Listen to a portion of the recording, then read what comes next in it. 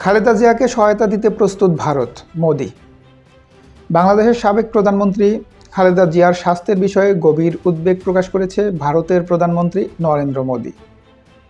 এছাড়া ভারতের যেভাবেই সম্ভব সকল প্রকার সহায়তা প্রদান করতেও প্রস্তুত বলেও জানিয়েছেন তিনি। সোমবার 1 ডিসেম্বর এক পোস্টে নরেন্দ্র মোদি কথা বলেন।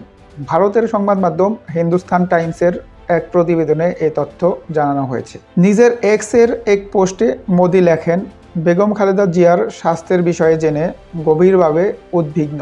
বাংলাদেশের জনজীবনে বহু বছর ধরে তার গুরুত্বপূর্ণ অবদান রয়েছে। তার দ্রুত সুস্থতা কামনা করছি। ভারত সম্ভাব্য সব সহায়তা দিতে প্রস্তুত যেভাবে পারি। দীর্ঘদিন ধরে খালেদা জিয়া লিভার, কিডনি, হৃদরোগ সহ নানা জটিলতায় ভুগছেন। গত 4 দিন ধরে তিনি রাজধানীর এভার কেয়ার হাসপাতালে করোনারি কেয়ার ইউনিট সিসিইউতে চিকিৎসাধীন আছেন। এদিকে বিএনপির চেয়ারপারসন বেগম খালেদা জিয়ার চিকিৎসায় সহায়তা করতে চীনের 5 বিশেষজ্ঞ চিকিৎসক ঢাকায় পৌঁছেছেন।